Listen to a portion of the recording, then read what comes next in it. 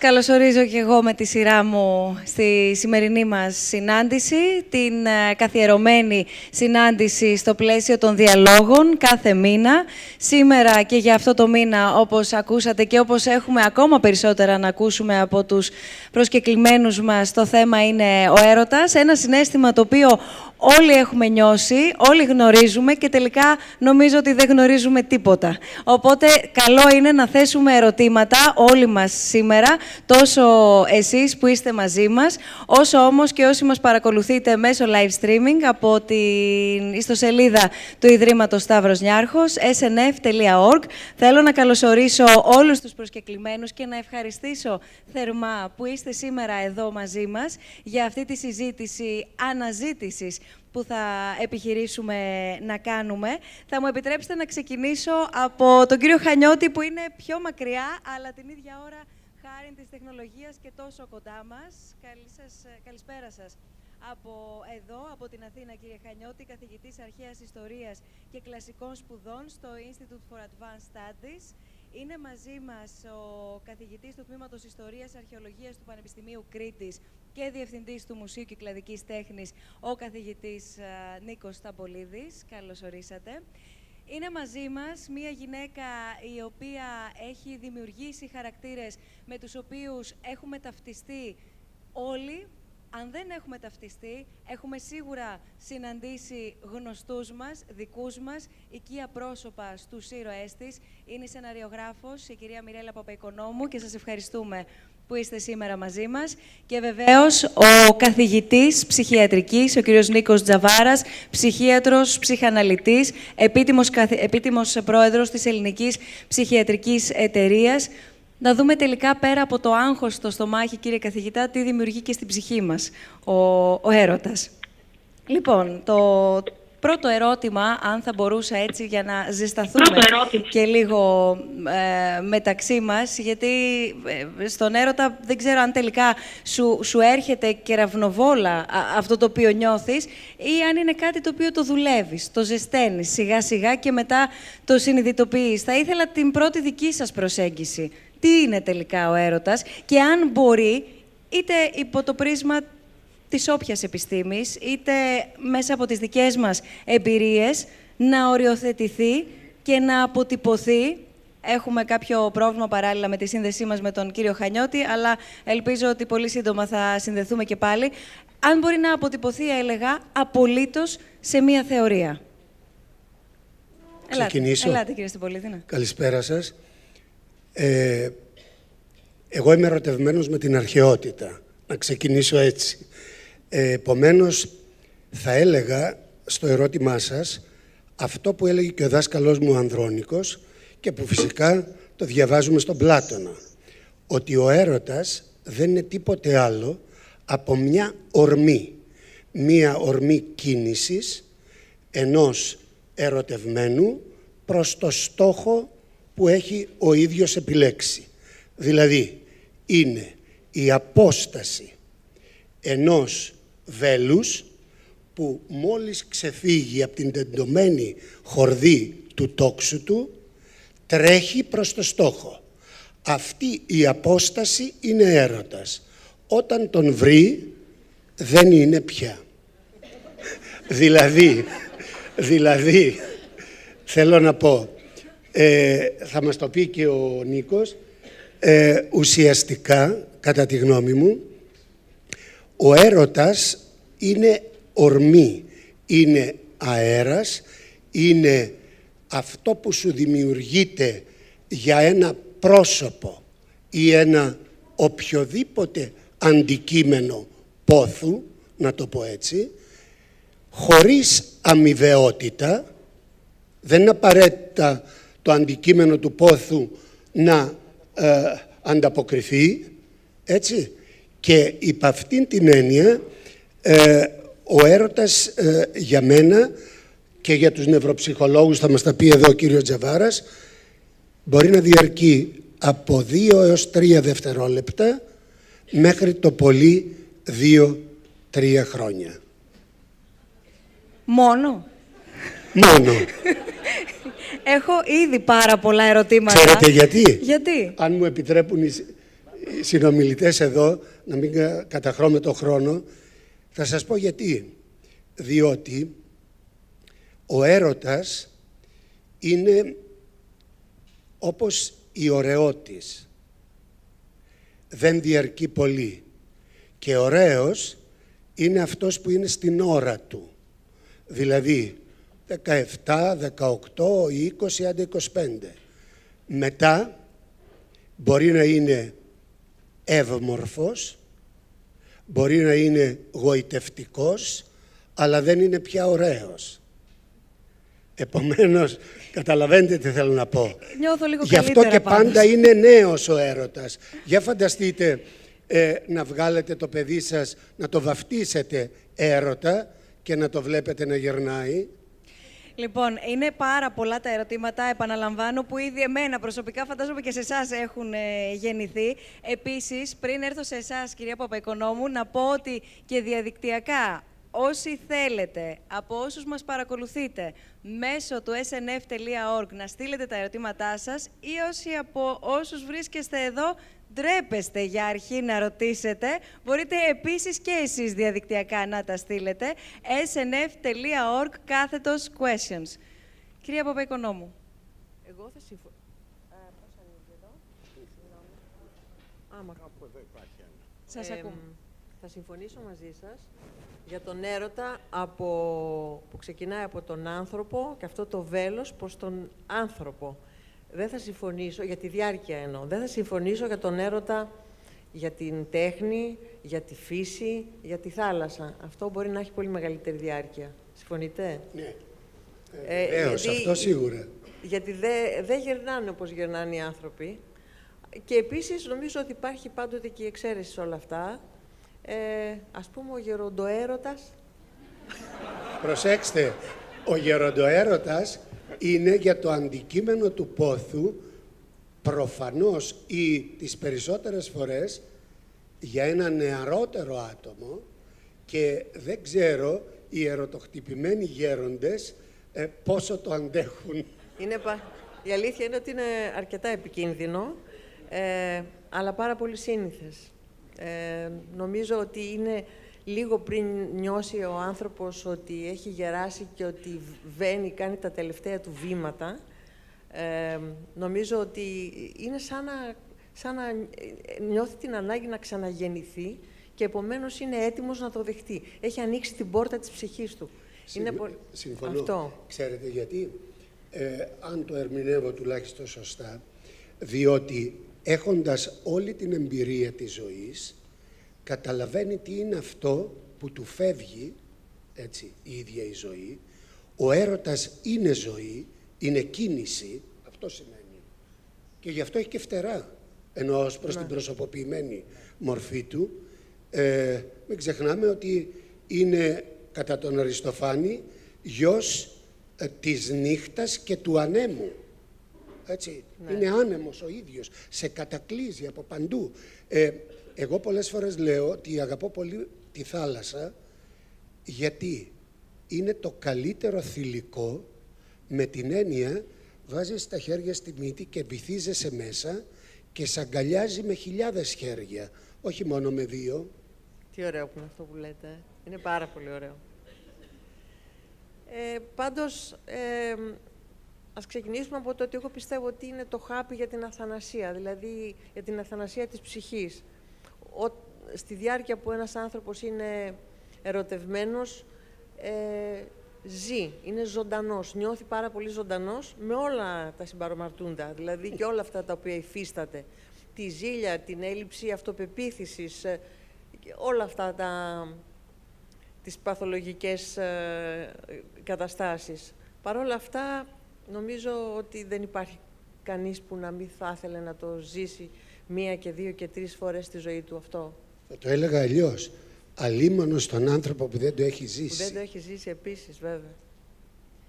Κύριε Τζαβάρα. Ναι, δεν ξέρω. Είναι Μ' ακούτε? Ναι. Πολύ φοβάμαι ότι δεν είμαι σε θέση να είμαι τόσο γλαφυρός, όπως οι προλαλήσαντες.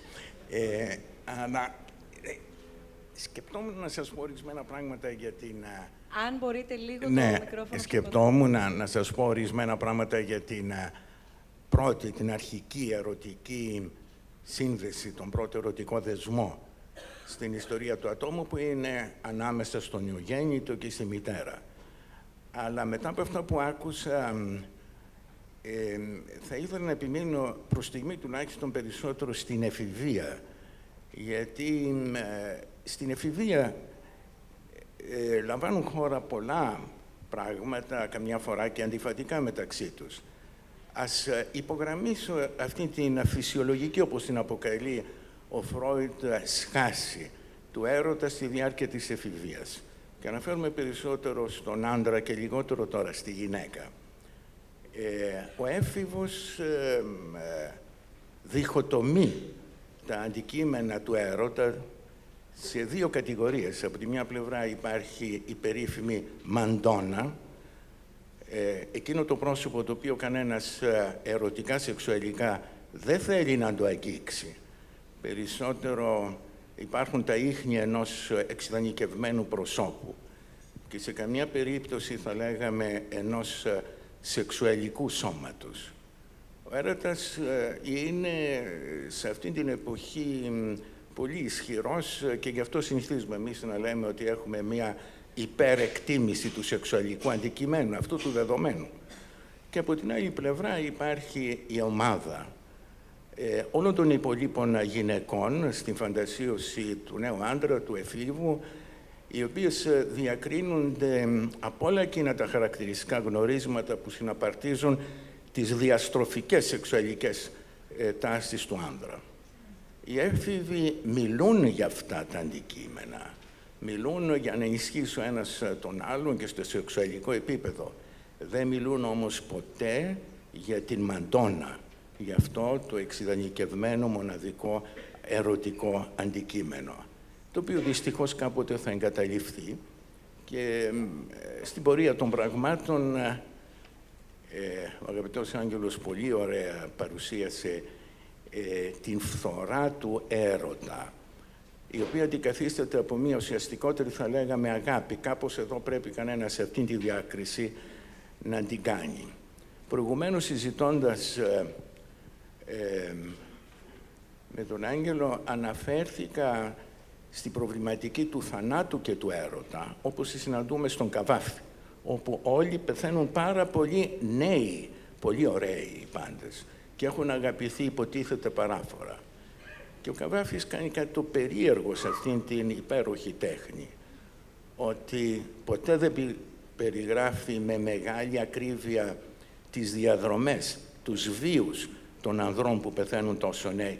Είναι αντικείμενα πάθους, αλλά και αντικείμενα μιας τεράστιας ομορφιάς, μιας τεράστιας, θα έλεγα, σημασίας για τον ερωτικό σύντροφο. Αυτά προς στιγμή, γιατί θέσατε πολλά. Έχω ήδη κρατήσει κάποιες λέξεις που στη συνέχεια θέλω να μας εξηγήσετε και να ακούσουμε τις τοποθετήσεις σας αναφορικά με το πού ταυτίζονται, πού συναντιούνται ή πού διαχωρίζονται ο έρωτας με τη σεξουαλικότητα, με την αγάπη. Αν υπάρχει και ποιος είναι αυτός ο διαχωρισμός, που βρίσκεται μεταξύ πόθου και πάθους επίσης. Αλλά να ακούσουμε και εσάς, κύριε Χανιώτη. Καταρχήν, με ακούτε? Σας ακούμε. Εντάξει, οκ. Βλέπω ότι υπάρχει κάποια καθυστέρηση, αλλά θα το ξεπεράσουμε το πρόβλημα. Νομίζω ότι βρίσκομαι στη σημερινή συνάθρηση, όχι σαν θύμα ή θήτης του έρωτα, αλλά σαν ιστορικός, ο οποίος έχει μελετήσει το συναίσθημα στην αρχαιότητα. Και αυτό το οποίο διδάχθηκα από την ενασχόλησή μου με κείμενα και εικόνες, είναι ότι για να προσεγγίσουμε τον έρωτα σε όλες του τις διαστάσεις, είναι χρήσιμο να κοιτάξουμε πώς η δημιουργική φαντασία διαφόρων λαών και στην δική μου περίπτωση των αρχαίων Ελλήνων προσέγγισε το αντικείμενο του έρωτα. Οι αρχαίοι Έλληνες, αντίθετα από άλλους λαούς, προσωποποίησαν τον έρωτα και τον έκαναν Θεό. Ο έρωτας, ο φτερωτός Θεός με το τόξο, δεν είναι ο Θεός του έρωτα, ο ίδιος ο έρωτας είναι Θεός, και όπως εικονίζεται με το τόξο να ρίχνει τα βέλη του, δείχνει ένα ουσιαστικό στοιχείο του έρωτα, και αυτό είναι ότι ο έρωτας έχει πάντοτε συγκεκριμένο αντικείμενο και συγκεκριμένο στόχο. Υπάρχουν συναισθήματα που μπορεί να είναι αφηρημένα. Μπορεί να αισθάνομαι γενικά αγάπη, να με πλημμυρίζει αγάπη. Μπορεί να αισθάνομαι χαρά και να μην μπορώ να προσδιορίσω την αιτία της χαράς. Μπορεί να αισθάνομαι οργή γενικά. Αλλά όταν είμαι ερωτευμένος, έχω πάντοτε πάρα πολύ συγκεκριμένο αντικείμενο του έρωτα. Αυτό είναι το ένα στοιχείο το οποίο βλέπουμε από τις παραστάσεις του έρωτα στην αρχαία τέχνη. Το δεύτερο είναι ότι ο έρωτας πονάει. Ο έρωτας είναι ένας πολεμιστής που ρίχνει τα βέλη του και τα βέλη του τσούζουν. Δημιουργούν καψίματα. Υπάρχει έκφραση καψούρης, καψουροτράγουδο. Ο έρωτας είναι κάτι το οποίο το αισθανόμαστε στο σώμα μας. Είναι κάτι πάρα πολύ φυσικό. Έχει εκδηλώσεις τις οποίες μπορούμε να δούμε. Είναι πολύ ενδιαφέρον ότι αρχαίες ιστορίες σχετικά με τον έρωτα ασχολούνται με την παθολογία του έρωτα. Ένας διάσημος γιατρός της αρχαιότητας, ο Ερασίστρατος, ο οποίος είναι και ο πρώτος που διαπίστωσε τις λειτουργίες της καρδιάς, ήταν εκείνος ο οποίος αναγνώρισε από τα εξωτερικά συμπτώματα του νεαρού δίκηπα Αντιόχου το γεγονός ότι ήταν ερωτευμένος. Και τα συμπτώματα τα περιγράφει όπως θα περιέγραφε με οποιαδήποτε αρρώστια, παραδείγματος χάρη τη πνευμονία. Ο Αντίοχος είναι χλωμός, χτυπάει άτακτα η καρδιά του, πότε κοκκινίζει και πότε χάνει την ομιλία του. Είναι μια περιγραφή σαν ο έρωτας να έχει προκαλέσει μια παθολογία, σαν ο έρωτας να είναι μια αρρώστια. Και το τρίτο το οποίο μαθαίνει κανένας μελετώντας τα αρχαία κείμενα είναι η συνέπεια την οποία έχει ο έρωτας στον άνθρωπο στο να οδηγεί σε μια απόλυτη αφοσίωση. Μια συνηθισμένη μεταφορά που χρησιμοποιείται για τον έρωτα είναι ότι ο έρωτας είναι δουλεία. Ο ερωτευμένος είναι απόλυτα αφοσιωμένος, παραδομένος στο αντικείμενο του πόθου, και αυτό σχετίζεται επίσης με την αντίληψη του έρωτα σαν μια εξωτερική δύναμη, η οποία δεν γεννιέται μέσα μας στην αρχαία αντίληψη, αλλά έρχεται από έξω, είναι ένας κατακτητής, είναι μια δύναμη η οποία μας κατακτά, μας καταλαμβάνει και γι' αυτό το λόγο επηρεάζει τη συμπεριφορά μας και επηρεάζει και την νόηση. Θα σταματήσω εδώ για να μην ακρηγορώ. Νομίζω ότι και αυτά τα λίγα τα οποία έθιξα είναι αρκετά για να τροφοδοτήσω μια συζήτηση. Εγώ θα πρότεινα πριν συνεχίσουμε τη συζήτησή μας να ρωτήσουμε και άλλο κόσμο τι είναι ο έρωτας, γιατί έχουμε ρωτήσει αρκετούς από εσάς, από εμάς, όπως έχει ήδη υποθεί αρκετές φορές. Όλοι έχουμε ερωτευτεί, όλοι έχουμε νιώσει αυτό το συναίσθημα που προσπαθούμε να προσδιορίσουμε. Στη συνέχεια, επίσης, θα έχουμε και φωτογραφικό υλικό, αρχαιολογικών διαφανειών ουσιαστικά, που θα δούμε και τις αναφορές και το πώς αποτυπώνεται ο έρωτας στην πορεία ουσιαστικά του ανθρώπου. Πρέπει να πούμε ότι ενδεχομένως μέρος αυτού του υλικού να είναι ακατάλληλο για ανηλίκους. Πριν προχωρήσουμε, ελάτε όμως να παρακολουθήσουμε όλοι μαζί τι απαντήσεις δίνουμε και ας ρωτήσουμε και ο καθένας μέσα του τον εαυτό μας στην ερώτηση τι είναι τελικά ο έρωτας.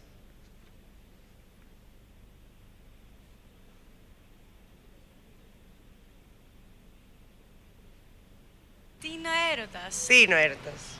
Τι είναι ο έρωτας? Τι είναι έρωτας? Τι είναι ο έρωτας? Έρωτας είναι... Τι εννοείται? Ο έρωτας. Τι είναι? Ο έρωτας. Δεν ξέρω. Τι είναι ο έρωτας? Περνάει και φεύγει σαν τον...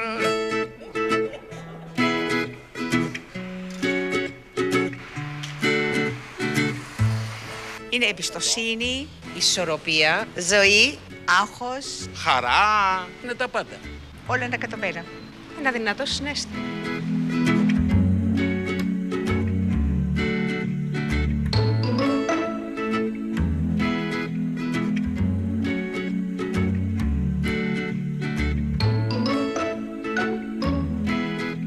Γιατί όταν είναι κανείς ερωτευμένος, το έχετε παρατηρήσει. Γίνεται καλύτερος, τα βλέπει όλα καλύτερα. Τα πάντα σου πάνε καλά, δεν σε ενδιαφέρει ούτε ο έμφυα ούτε τίποτα. Σε ενδιαφέρει ο έρωτάς σου. Ζεις γι' αυτό εν ολίγης. Ανακατοσούρα στο στομάχι, φτάνεις κορυφή. Δεν φτάνεις πάτο. Κάνει γενικά τους ανθρώπους να βγαίνουν εκτός εαυτού. Αν φτάνεις πάτο, τότε δεν είναι έρωτας. Αν το βιώνεις δυνατά δεν ελέγχεται. Δεν βλέπεις τίποτα γύρω σου, απλά είσαι εκεί μόνο. Ο έρωτας είναι ωραίος. Είναι μια δύναμη που σε κάνει να ξυπνάς, σε κάνει δημιουργικό, σε κάνει να ονειρεύεσαι.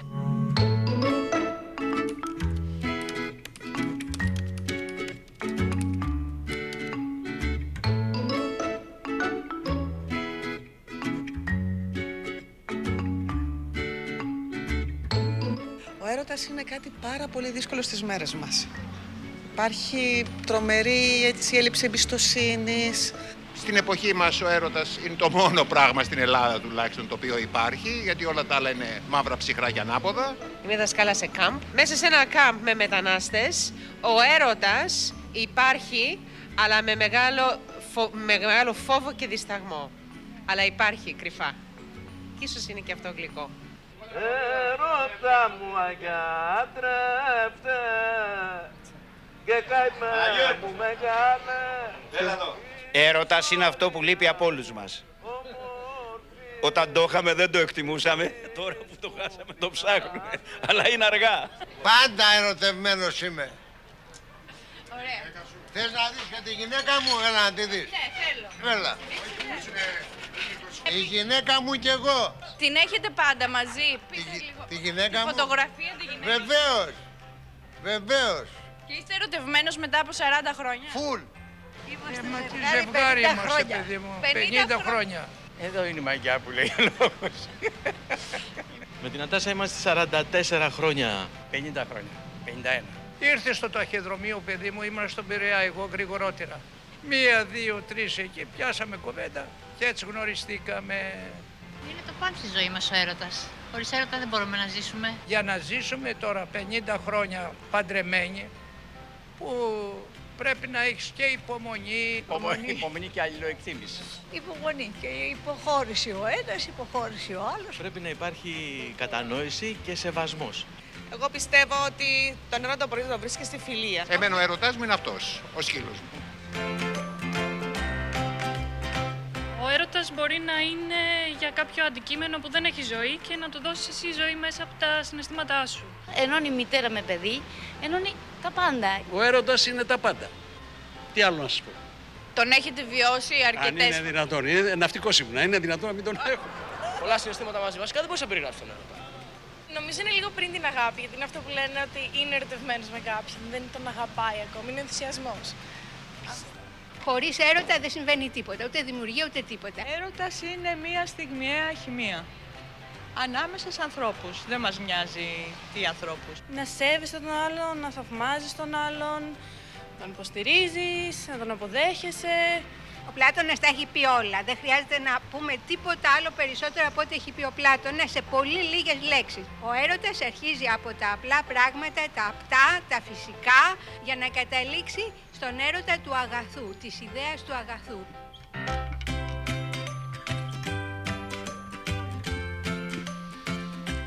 Σήμερα λοιπόν θα ήθελα να μου πείτε τι είναι έρωτας. Ο έρωτας είναι ένα ανθρώπινο συναίσθημα που βγαίνει μέσα από τη ψυχή ενός ανθρώπου για να δείξει σε κάποιον πόσο πολύ τον αγαπά. Για μένα ο έρωτας είναι ένα δυνατό συναίσθημα που νιώθει άνθρωπος για ένα πρόσωπο που νοιάζεται. Κατά τη γνώμη μου, ο έρωτας είναι μια βαθιά αγάπη που είναι ξεχωριστή για τον κάθε άνθρωπο και για το κάθε ζευγάρι. Για μένα έρωτας είναι κάθε φορά και οτιδήποτε που κάνει την καρδιά σου να χτυπάει ακανόνιστα. Θεωρώ ότι είναι πολύ σημαντικό στη ζωή. Είναι η αρχή για το τέλος ίσως, όσον αφορά τα συναισθήματα. Αυτός είναι ο έρωτας. Αυτά είναι ο έρωτας.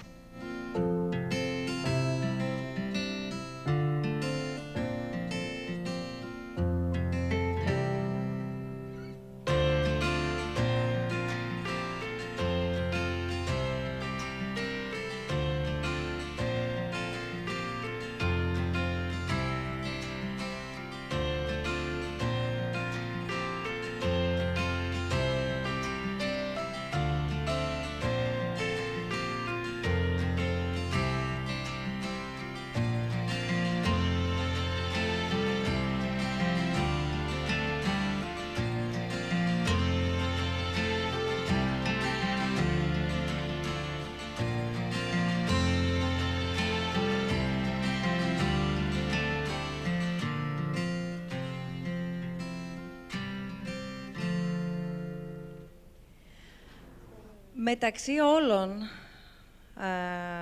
όσων υπόθηκαν, έχω κρατήσει ότι πέρα από όλη αυτή την ανακατοσούρα, συμφωνούμε όλοι σε αυτό νομίζω, και τη δυσκολία στο να το προσδιορίσουμε, στο τι είναι έρωτας, έχω κρατήσει ότι μπορεί ο έρωτας να μην είναι μόνο προς έναν άνθρωπο, αλλά να είναι ακόμα και προς ένα αντικείμενο,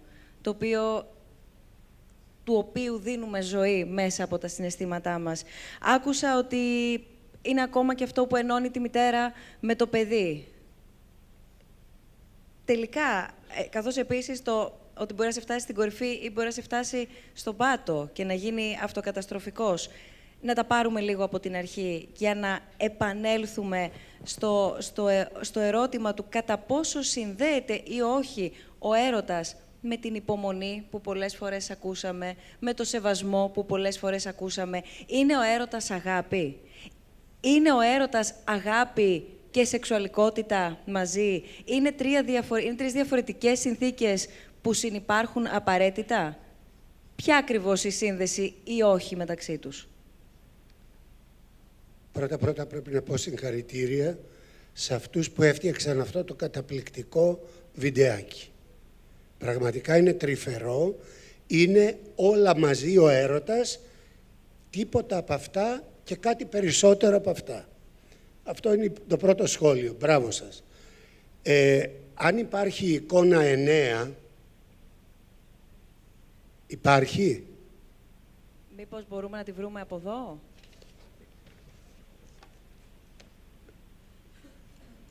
Για να δοκιμάσουμε. Δεν ξέρω, που πρέπει να κοιτάζει. Λοιπόν, εδώ. Επειδή είπατε για την μητέρα και το παιδί, ο κύριος Τζαβάρας έχει πολλά να μας πει εδώ, βλέπετε ότι ο ίδιος ο έρωτας γαλακτοτροφεί.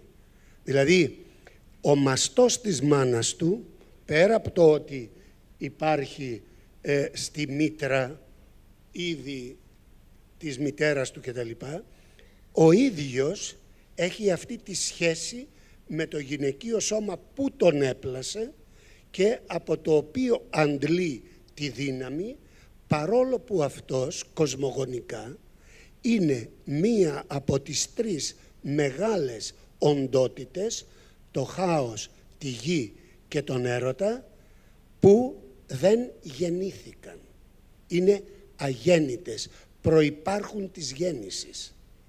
Και αυτό είναι πάρα πολύ ουσιαστικό για να καταλάβουμε ότι ο έρωτας ουσιαστικά είναι μια ενοποιητική δύναμη.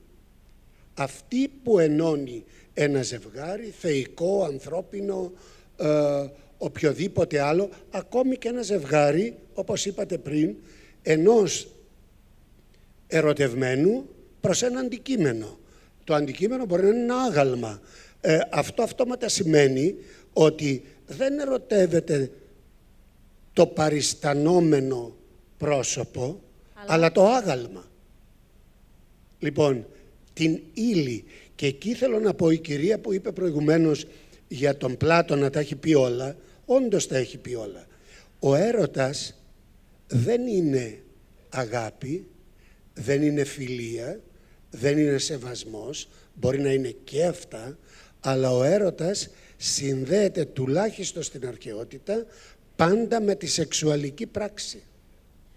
Άρα, θέλω σε αυτό το σημείο, κύριε Χανιώτη, να ακούσουμε και εσάς, πριν δούμε και κύριε Τζαβάρα, τι ακριβώς συμβαίνει μέσα μας και πώς όλο αυτό το πράγμα ενδεχομένως εξηγείται ψυχιατρικά και ψυχολογικά, να το συνδυάσουμε λίγο και με την πορεία του ανθρώπου και όταν έχουμε συναντήσει τον άνθρωπο περισσότερο ίσως στο παρελθόν, να ερωτεύεται ακόμα και αντικείμενα και ευρύτερα βέβαια, πώς έχει αποτυπωθεί ο έρωτας. Ναι, καταρχήν θα ήθελα να επισημάνω κάτι, ότι μπορεί να χρησιμοποιούμε τη μεταφορά του έρωτα ως την αγάπη ή την προσήλωση σε ένα αντικείμενο, αλλά υπάρχει ένα πρόβλημα σε αυτή την αντίληψη και το πρόβλημα είναι ότι ο έρωτας πάντοτε αποσκοπεί σε μια ανταπόδοση, σε μια εκπλήρωση. Γι' αυτό το λόγο και όσοι ερωτεύονται στις αρχαίες παραδόσεις αγάλματα, όχι την Αφροδίτη, αλλά το άγαλμα της Αφροδίτης, αν δεν είναι πυγμαλίων ο οποίος μπορεί να δώσει ζωή στο άγαλμα, τελικά αυτοκτονούν. Ακριβώς επειδή ο έρωτάς τους πάντοτε μένει μοιραία χωρίς ανταπόκριση. Είδαμε πριν από λίγο την παράσταση του έρωτα ως φτερωτού θεού ο οποίος τοξεύει. Είναι ένας θεός ο οποίος κατευθύνει το βλέμμα του και το βέλος του σε κάτι συγκεκριμένο. Δεν είναι, όπως είπα προηγουμένως, ένα αφηρημένο συναίσθημα. Έχει πάντοτε ένα συγκεκριμένο στόχο και ο στόχος, ο χτυπημένος, από εκεί προέρχεται άλλωστε και η έκφραση, είναι κάποιος ο οποίος θα επιδιώξει με κάθε τρόπο την φυσική επαφή με το αντικείμενο του πόθου του. Αν δούμε την επόμενη εικόνα,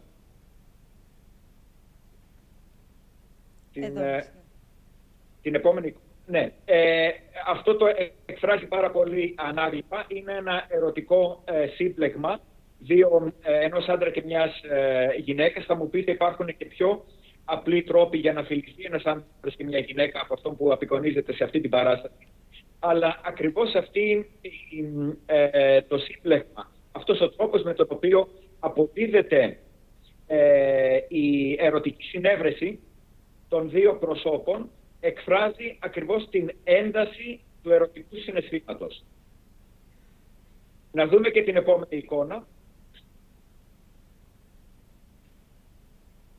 Είναι μια χαρακτηριστική έκφραση της δύναμης πάλι του έρωτα. Ο έρωτας είναι τόσο ισχυρός που να μην μπορεί ούτε και ο μεγαλύτερος θεός, ο Δίας, να μείνει αλόβητος από τα μέλη του. Αυτό που έχει ενδιαφέρον σε αυτή την παράσταση και δείχνει και την αντίληψη των αρχαίων Ελλήνων για τον έρωτα ως μια εξωτερική δύναμη, είναι ότι βλέπουμε τον έρωτα να σπρώχνει τον Δία που έχει μεταμορφωθεί σε κύκνο για να προσεγγίσει ερωτικά την Λίζα, η οποία έχει στρέψει το κεφάλι της προς τα πίσω, φαίνεται να το απολαμβάνει, δεν βιάζεται. Αν δείτε τα χέρια της, δεν έχουν την στάση της γυναίκας η οποία θέλει να σπρώξει μακριά εκείνον ο οποίος την πλησιάζει, αλλά εδώ έχουμε δηλαδή μια εικόνα η οποία είναι ακατάλληλη για ανηλίκη. Η Λίζα έχει βάλει τα χέρια της στο γεννητικό όργανο του Δία και τον βοηθάει και εκείνη για να εκπληρώσει την αποστολή του. Αλλά το πιο χαρακτηριστικό εδώ είναι πραγματικά ο μικρός έρωτας, ο οποίος βρίσκεται φτερωτός πίσω από τον φτερωτό Θεό και τον σπρώχνει, του δίνει την όθηση, και ακριβώς αυτό εκφράζει την αντίληψη των αρχαίων για τον έρωτα σαν μια εξωτερική δύναμη η οποία είναι ισχυρότερη από κάθε άλλη δύναμη. Αν ο Πλάτων επέλεξε τον έρωτα σαν μεταφορά για να αποδώσει την αγάπη προς το θείο, προς κάτι ανώτερο, το έκανε ακριβώς επειδή είναι τόση μεγάλη πίστη στη δύναμη του έρωτα. Άρα, αν επιχειρούσαμε τώρα, κύριε Τζαβάρα, να βάλουμε όλα αυτά τα στοιχεία τα οποία ανέφερε τόσο ο κύριος Σταμπολίδης όσο ο κύριος Χανιώτης, λαμβάνοντας υπόψη και τον απλό τρόπο που τα αντιλαμβανόμαστε και δίνουμε τις απαντήσεις όπως παρακολουθήσαμε νωρίτερα να απαντά ο κόσμος, τι μπορούμε να συμπεράνουμε και πού μπορούμε να καταλήξουμε για τη σχέση ή όχι, ξαναλέω, του έρωτα, της σεξουαλικότητας και της αγάπης, είτε προς άνθρωπο είτε προς αντικείμενο? Πρώτα απ' όλα να εκφράσω το θαυμασμό μου για την παραστατική δύναμη της αρχαίας ελληνικής σκέψης και τέχνης. Αυτές οι τρεις απεικονίσεις που είδαμε προηγουμένως καλύπτουν, έχω την εντύπωση, ένα πολύ μεγάλο μέρος της προβληματικής της αγάπης και του έρωτα. Εν τούτης, να κάνω μια παρατήρηση. Αυτό ίσως που η αρχαία ελληνική τέχνη περιγράφει ως μια επίθεση ερωτική προς την υποκειμενικότητα έξωθεν, στην ψυχανάλυση περιγράφεται ως μια εκδήλωση του ασυνειδήτου. και στο ασυνείδητο περιλαμβάνονται ορισμένα αρχαϊκότερα βιώματα του κάθε ατόμου. Όπως αυτό που ήθελα προηγουμένως να πω, η μεγάλη δύναμη που χαρακτηρίζει τη σχέση ανάμεσα στο νεογνώ και στη μητέρα. Η δύναμη αυτή είναι αρχικοσεξουαλική. Το παιδί γυρεύει, όπως προηγουμένως ακούσαμε, τον μαστό της μητέρας για να κορέσει πρώτα απ' όλα την ενόρμηση, το ένστικτο της αυτοσυντήρησης. Θέλει να πιει και να κατασπαράξει το μαστό της μητέρας. Η επιθετικότητά του, μια έννοια η οποία συνυπάρχει με τον έρωτα, είναι αδίστακτη και οδηγεί το παιδί προς το μαστό της μητέρας, η οποία βέβαια και ξέρει να αποδεχτεί αυτή την ενορμητική δύναμη του παιδιού. Και στη συνέχεια λαμβάνει η χώρα κάτι το πολύ παράδοξο, που πρώτος ο Φρόιντ τουλάχιστον το υπογράμμισε, ότι το παιδί κορεσμένο πια, επειδή έχει πιει όσο γάλα ήθελε, βάζει το δάχτυλό του στο στόμα και ερεθίζει την βλενογόνο. Την ερεθίζει πια όχι γιατί πίνει, αλλά γιατί θέλει να αισθανθεί μια πρώτη σεξουαλική χαρά μέσω αυτού του ερεθισμού. Είναι μια αυτοερωτική πράξη αρχική. Και εδώ βλέπουμε ότι τα ένστικτα της αυτοσυντήρησης συνδημιουργούνται, συμπλάθονται με την σεξουαλικότητα, την οποία σεξουαλικότητα του παιδιού βέβαια ευνοεί κατά την ανάπτυξή της το μητρικό χάδι, η μητρική στοργή.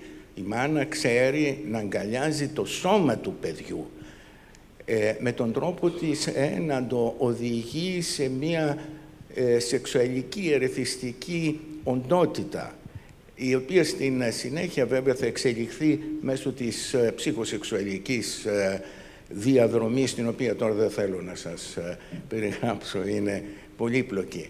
Αλλά εδώ βλέπετε ότι η αγάπη, ο έρωτας, οπωσδήποτε συνυφαίνεται με το σώμα. Αυτό δηλαδή που η αρχαία ελληνική τέχνη τόσο έξοχα αναπαριστά, το έχουμε και στην πραγματική ψυχοσεξουαλική εξέλιξη του κάθε ανθρώπου. Η ανάλυση δε, μόνο αυτή η τελευταία παρατήρηση και διακόπτω το μονόλογό μου, η ανάλυση δεν στηρίζεται, όπως άλλωστε και η τέχνη όχι πάντοτε, σε άμεσες παρατηρήσεις. Οι αναλυτές, όπως ο Φρόιντ λόγω χάρη πρώτος, δεν έχουν περιγράψει με τον αυστηρό τρόπο της σημερινής ψυχολογίας, η οποία παρατηρεί, δεν έχουν περιγράψει το τι συμβαίνει ανάμεσα στον νεογνώ και στη μητέρα, αλλά το τι συμβαίνει ανάμεσα στον αναλυόμενο και στον αναλυτή. Δηλαδή αυτό που έχει συντελεστεί σε πρώιμα αναπτυξιακά στάδια, το βλέπουμε να επανέρχεται στη διάρκεια μιας ανάλυσης. Και το βλέπουμε να επανέρχεται βέβαια και στην τέχνη. Αυτά που ακούσαμε προηγουμένως από τον κύριο Σναπολίδη και τον κύριο Χανιώτη, το οποίο το βρίσκω έξοχα, είναι κάτι που ανταποκρίνεται και στις δικές μας κλινικές εμπειρίες. Όπου βέβαια, όπως νομίζω και στους μύθους, κάθε ανάλυση, κάθε άνθρωπος έχει τη δική του ψυχοσεξουαλική εξέλιξη με πάμπολες διαφοροποιήσεις. Φτάνει αυτά που σας είπα. Ευχαριστώ. Όχι.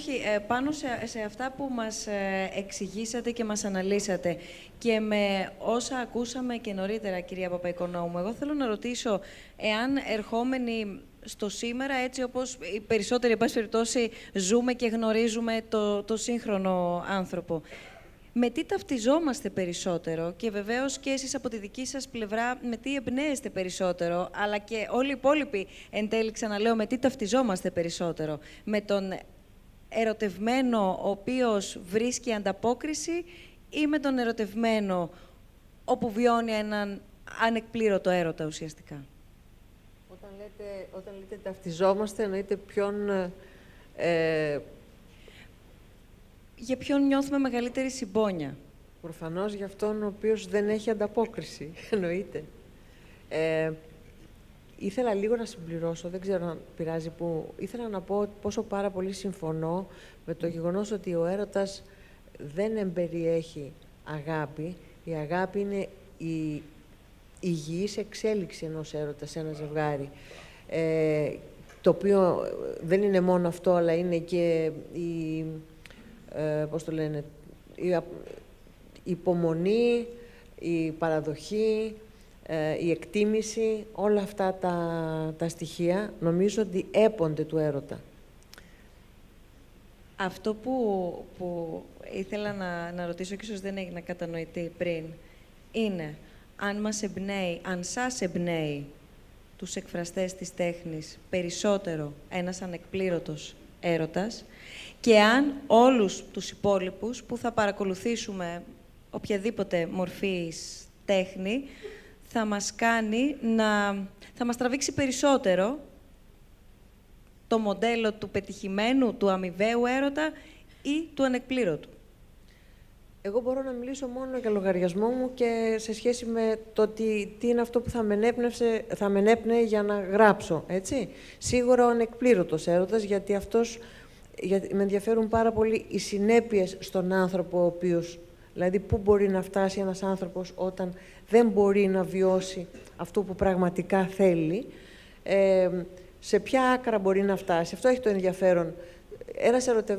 Ένα ερωτευμένο ζευγάρι ζει τον ερωτά του και μπορεί να και ζήσαμε εμείς καλά και αυτοί καλύτερα. Θέλω να πω, για μένα τουλάχιστον δεν έχει τόσο ενδιαφέρον όσο έχει ο ανεκπλήρωτος έρωτας. Αυτό. Σας απαντώ, σας απάντησα σε αυτό. Ναι, γιατί εδώ γεννάται το επόμενο ερώτημα, που μπορεί να φτάσει. Και αν γνωρίζουμε μέχρι που μπορεί να φτάσει, προς όλους απευθύνω το ερώτημα, που μπορεί να φτάσει ο ανεκπλήρωτος έρωτας, που μπορεί να μας φτάσει ο ανεκπλήρωτος έρωτας. Από το χειρότερο, δηλαδή να βγάλουμε από μέσα μας τα χειρότερα ένστικτα, που λέγεται μίσος, λέγεται εκδικητικότητα και αυτοκαταστροφικά επίσης αντιδράσεις, αυτοκτονία, κατάθλιψη, δηλαδή είτε προς τον ίδιο τον άνθρωπο, είτε προς στο άτομο που δεν έχει ανταποκριθεί όπως θα περίμενε ο άλλος.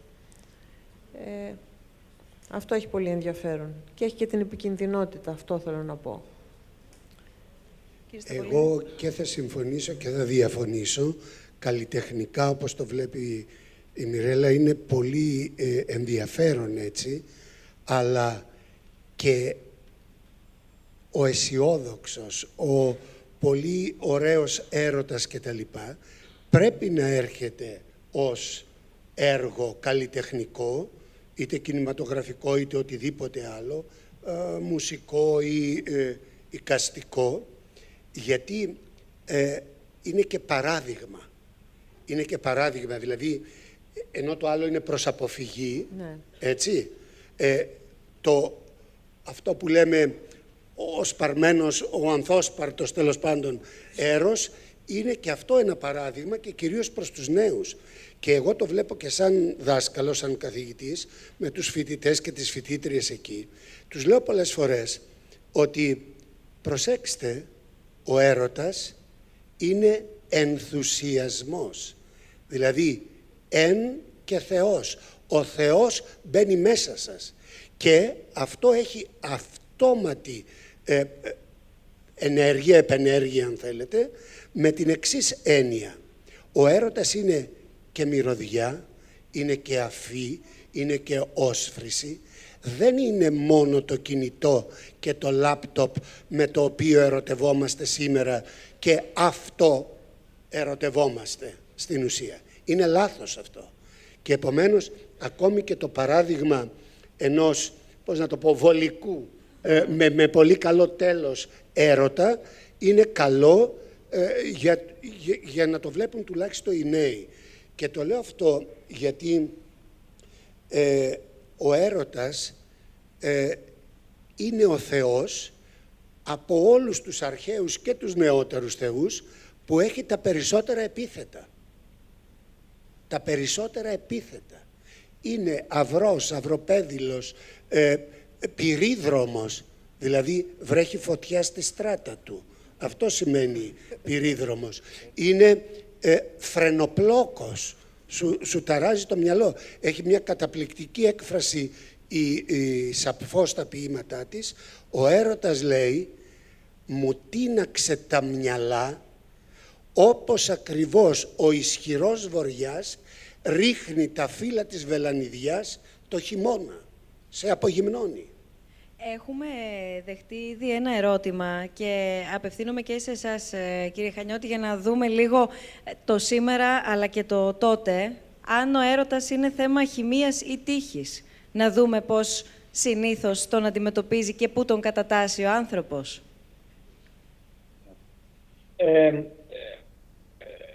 Πολύ ωραία ερώτηση και πολύ ωραίες οι παρατηρήσεις που έγιναν προηγουμένως. Πριν φτάσω σε αυτό, επιτρέψτε μου να κάνω πολύ σύντομα μια-δυο παρατηρήσεις. Η μία σχετίζεται με τον τρόπο που αντιμετωπίζει η αρχαία τέχνη και η αρχαία λογοτεχνία τον έρωτα. Και έρχομαι σε αυτό που είπε η κυρία Παπαϊκονόμου, δηλαδή για το ποιος έρωτας είναι εκείνος ο οποίος εμπνέει, ο ανεκπλήρωτος. Φυσικά και ο ανεκπλήρωτος είναι που εμπνέει, διότι η καλή αρχαία λογοτεχνία και η καλή αρχαία τέχνη αποτελούν όχι μόνο έκφραση συναισθήματος, αποτελούν δοκίμια για το θέμα του συναισθήματος. Αποτελούν έκφραση σκέψης για το ποιες είναι οι συνέπειες του συναισθήματος. Γι' αυτόν τον λόγο η λογοτεχνία και η τέχνη δίνουν μεγάλη προσοχή στο θέμα του έρωτα, ο οποίος είτε δεν ολοκληρώνεται, είτε δεν σχετίζεται με μια ισορροπημένη κατάσταση. Αυτό πάλι σχετίζεται με κάποια ιδιαίτερη ιδιότητα των συναισθημάτων.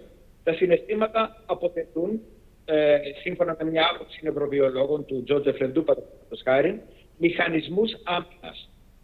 Μηχανισμούς άμυνας και επιβίωσης. Χωρίς τον ολοκληρωμένο έρωτα δεν υπάρχει επιβίωση του ανθρωπίνου είδους. Και γι' αυτόν τον λόγο ο ανεκπλήρωτος έρωτας, ο έρωτας ο οποίος κατά κάποιο τρόπο είναι αδικία, ο έρωτας ο οποίος δεν βρίσκει το στόχο του, όπως η άδικη κατάρα η οποία κυνηγάει το στόχο της και δεν το βρίσκει ποτέ, έτσι και ο έρωτας ο ανεκπλήρωτος που κυνηγάει ένα στόχο και δεν το βρίσκει ποτέ, αποτελούν και ένα κίνδυνο για την κοινωνία, για τον άνθρωπο, αλλά και για την επιβίωση του ανθρωπίνου είδους. Έρχομαι τώρα στο ερώτημα αν ο έρωτας είναι χημεία ή τύχη. Φυσικά πρέπει μάλλον να είναι και τα δύο. Πάρα πολλές φορές είναι, και το είδαμε αυτό και στο βιντεάκι το οποίο προβάλλατε προηγουμένως και θέλω να συμφωνήσω ότι ήταν εξαιρετικό, κάποιος κύριος περιγράφει την κατάσταση που προκάλεσε τον έρωτα. Ήρθε στο ταχυδρομείο συμπτωματικά. Αυτό είναι το στοιχείο της τύχης, ότι μπορούν δύο άνθρωποι οι οποίοι μπορεί να ταιριάζουν, να έχουν όλα τα χαρακτηριστικά για να ερωτευτούν, να μην συνδέσουν ποτέ. Αυτός είναι ο παράγοντας της τύχης. Αλλά υπάρχει και ο παράγοντας της χημείας, διότι αν συμπέσουν, αλλά δεν ταιριάζουν, πρόκειται να ενεργήσει η χημεία ώστε να υπάρχει ο έρωτας. Θα ήθελα πάλι να επανέλθω σε αυτό το στοιχείο του ανεκπλήρωτου έρωτα. Είναι χαρακτηριστικό ότι πιο ενδιαφέροντες και πιο συγκλονιστικοί μύθοι της αρχαίας λογοτεχνίας που σχετίζονται με τον έρωτα είναι πάντοτε η τραγική μύθη. Είναι ο μύθος του Αχιλλέα που ερωτεύεται μία γυναίκα στιγμή που τη σκοτώνει, την Πεντεσίλια. Είναι ο έρωτας του Νάρκισσου για τον ίδιο του τον εαυτό. Κοιτάζει τη μορφή του να καθρεφτίζεται στην επιφάνεια του νερού και όποτε προσπαθεί να την αγγίξει, δηλαδή να έχει αυτή τη φυσική επαφή με το αντικείμενο του έρωτά του, αμέσως καταστρέφει την εικόνα του. Είναι αυτοί οι έρωτες οι οποίοι εμπνέουν και εμπνέουν διότι έχουν το διδακτικό στοιχείο, το στοιχείο ότι ο έρωτας, ο οποίος είναι ανεξέλεγκτος, ανεπλήρωτος, συνιστά μια αδικία, είναι και ο έρωτας ο οποίος αποτελεί κίνδυνο και ο οποίος θα πρέπει κατά κάποιο τρόπο να ελεγχθεί. Κύριε Τζαβάρα, εν τέλει, μπορεί να προσδιοριστεί μέχρι πού μπορεί να μας φτάσει, ή να το θέσω διαφορετικά, ξέρουμε ποια είναι τα όρια μας, ο ανεκπλήρωτος έρωτας? Αν γεννηθεί το μίσος, αν αρχίσουν τα αυτοκαταστροφικά συναισθήματα, αναφερθήκαν και νωρίτερα αυτό έχει μια ιστορία. Σας είπα προηγουμένως κάτι για τη σχέση νεογνού και μητέρας. Μια σχέση που μπορούμε να την παρακολουθήσουμε βέβαια και μετά, στην ειδιπόδια φάση, όπως συνηθίζουμε να την αποκαλούμε. ή στην εφηβεία. Ήδη η σχέση μητέρας και παιδιού διακαθορίζεται και από ένα τεράστιο μίσος και από μια τεράστια επιθετικότητα, η οποία παραπέμπει στις πρώτες απογοητεύσεις του παιδιού. Όταν δηλαδή η μητέρα για πολλαπλούς λόγους δεν είναι σε θέση να ανταποκριθεί στις ανάγκες του παιδιού, γιατί η ίδια είτε επιλέγει τον αντίπαλο εραστή, τον πατέρα, είτε είναι υποχρεωμένη να ανταποκριθεί σε άλλα καθημερινά της καθήκοντα, το παιδί παραμένει εκτεθειμένο σε μια φοβερή ναρκισσιστική απογοήτευση που οδηγεί στην πρώτη έκφραση της μεγάλης καταστροφικής και αυτοκαταστροφικής επιθετικότητας. Όσο και παράξενο να ακούγεται αυτό, είναι μια ουσιαστική αλήθεια. Στην πάροδο του χρόνου, το παιδί θα αντιληφθεί πως αυτό που έχει προκύψει ως πόλωση ανάμεσα στα καλά στοιχεία της μητέρας και στα κακά, θα μπορέσει να οργανωθεί σε μια περισσότερο συνθετική εικόνα, να καταλάβει δηλαδή με την πάροδο του χρόνου ότι μπορεί να αγαπήσει τη μητέρα μολονότι παραμένει και μια κακή μάγισσα. Αυτό είναι μια διαδικασία πολύπλοκη, την οποία βέβαια κάθε αναλυτής την αναπτύσσει με διαφορετικούς τρόπους. Αλλά δείχνει όμως την πρωταρχική αυτή σχέση ανάμεσα στην επιθετικότητα, στον ναρκισσισμό και στην αγάπη. Κάτι που αργότερα στον άνθρωπο θα επανεμφανιστεί ποικιλοτρόπως. Ακούσαμε προηγουμένως την κυρία Παπαοικονόμου εδώ να μας εκθέτει πράγματι με μεγάλη σαφήνεια την πολλαπλότητα των ερωτικών εκφάνσεων. Μου επιτρέψτε στο σημείο αυτό μάλιστα να κάνω ένα άλμα και θα ήθελα να ακούσω και τις δικές σας παρατηρήσεις. Σε όλη τη τέχνη, σε όλες τις λογοτεχνίες του κόσμου, παρουσιάζεται μια σύζευξη ανάμεσα στην καταστροφή, στον έρωτα και στο θάνατο. Και δεν είναι τυχαίο ότι ορισμένοι συνάδελφοί μου μιλούν για την ενόρμηση του θανάτου σαν κάτι που συναποτελεί ένα αμάλγαμα με τον έρωτα. Κάτι το αναπότρεπτο. Δεν συμφωνούν όλοι οι συνάδελφοί μου με αυτή την άποψη, ότι υπάρχει δηλαδή μια ορμή προς το θάνατο, ουσιαστική, τελική, η οποία συνοδεύει τον έρωτα, και τις πολλαπλές του απογοητεύσεις, ότι το άτομο πάντοτε είναι εκτεθειμένο σε διαρκείς απογοητεύσεις ναρκισσιστικού τύπου που οφείλονται στον εσωτερικό του κόσμο, αλλά και στις διανθρώπινες σχέσεις. Αλλά αυτό το αφήνω, θέλω να ακούσω και τις απόψεις των άλλων. Σας ακούμε. Πάνω στο θέμα που έθεσε ο κύριος Τζαβάρας. Κοιτάξτε, εάν συνδέσουμε τον έρωτα με τη σεξουαλικότητα, κάθε διαδρομή της ενέργειας του έρωτα ενός άνδρα προς μία γυναίκα έχει ένα και μοναδικό στόχο, το είπε και ο Άγγελος πριν, την επιβίωση του ανθρώπινου γένους. Αυτό όμως γίνεται άπαξ, ενώ όλες οι άλλες συνευρέσεις είναι θάνατος. Το σπέρμα πεθαίνει, είτε στον κόλπο της γυναίκας είτε κάπου αλλού. Όλη αυτή η ορμή, έτσι δεν είναι, τελειώνει. Μόνο στην περίπτωση που συλλαμβάνει συνεχίζει τη ζωή. Αυτό είναι κάτι πολύ χαρακτηριστικό και γι' αυτό έρος, σεξουαλικότητα και θάνατος, το λένε και οι Σουηδοί ψυχολόγοι και οι ποιητές και τα λοιπά, είναι συνδεδεμένα μαζί. Υπάρχουν, ας πούμε, αγάλματα νέων ερώτων, δηλαδή ερώτων με φτερά ή άπτερων, οι οποίοι κρατάνε στα δύο τους χέρια δύο δάδες. Η μία προς τα πάνω, που είναι η ζωή, η άλλη προς τα κάτω, που είναι θάνατος. Δηλαδή, ο ίδιος Θεός είναι και τα δύο. Εμείς αυτό μπορούμε να το ελέγξουμε. Το εξουσιάζουμε ή μας εξουσιάζει. Όλη αυτή η συνθήκη παράλληλα. Οι άνθρωποι δεν μπορούμε να εξουσιάσουμε τίποτα. Οι άνθρωποι είμαστε, κατά τη γνώμη μου, κάτι ανάμεσα στο ζώο και το Θεό. Εξαρτάται προς τα που κοιτάμε. Προς το ζώο, δηλαδή προς την ασυνειδησία, ή προς το Θεό για να του μοιάσουμε. Καταλάβατε, εξαρτάται ο καθένας. Η μάνα μου έλεγε «Μ' ό,τι χείλη έχω σε φιλώ και μ' όποια μάτια έχω σε βλέπω». Κύριε καθηγητά, δεν σας ακούμε, κύριε Τζαβάρα, γιατί δεν έχετε το μικρόφωνο. Πώς εξηγείτε, σας είδα να χαμογελάτε κιόλας πριν, στο αν μπορούμε να το ελέγξουμε ή όχι. Η δική σας προσέγγιση ποια είναι? Ξέρετε, αυτό τώρα που το ερώτημα είναι εξαιρετικά δύσκολο και πολύπλοκο για έναν ψυχίατρο, ψυχαναλυτή. Αυτό εξαρτάται από την κλινική εικόνα. Υπάρχουν άνθρωποι...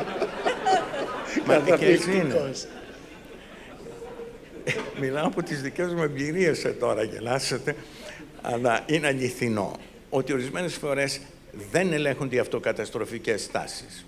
Μερικές φορές είναι, ξέρετε, ιστερικού χαρακτήρα. Όταν μια κοπέλα 16 χρονών έρχεται και μου λέει «Θέλω να αυτοκτονήσω γιατί χτες είχα πέσει ένα κονσέρτο και ο τραγουδιστής δεν με κοίταξε στα μάτια, σε απόσταση 100 μέτρων». Αυτές είναι ναρκισσιστικές απογοητεύσεις, πολύ συνήθεις. Αλλά υπάρχει όμως βεβαίως και η κατάθλιψη, όπου κάποιος ταυτίζεται απόλυτα ο ίδιος με το θάνατο και σου λέει «Είμαι ο θάνατος». Δεν έχω κανένα πια σε αυτόν τον κόσμο, δεν έχω καμία σχέση με αυτόν τον κόσμο, που είναι μια άλλη οριακή κατάσταση, σχεδόν ψυχοσική.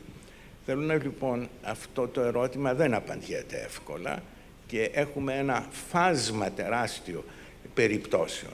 Όλοι μας όμως γνωρίζουμε την απογοήτευση, έτσι δεν είναι? Γνωρίζουμε την απογοήτευση και ίσως γνωρίζουμε και αυτήν τη σχέση θανάτου και έρωτα. Γιατί όταν χάνετε ένα πολύ αγαπημένο πρόσωπο, λόγου χάρη, περιέρχεστε σε μια κατάσταση εσωτερική θανατηφόρα, το πένθους είναι θάνατο σε μεγάλο βαθμό. Και δεν ταιριάζει μόνο στην ηλεκτρά. Είπατε. Σας ευχαριστώ πολύ για αυτό το παράδειγμα, το προηγουμένως. Ναι, συγγνώμη. Εγώ έχω μιλήσει αρκετά. Η κυρία Παπαϊκονόμου θέλει να πει. Εγώ θέλω να μιλήσω, αλλά μάλλον έχω ένα ερωτηματικό σε αυτό που θέλω να πω.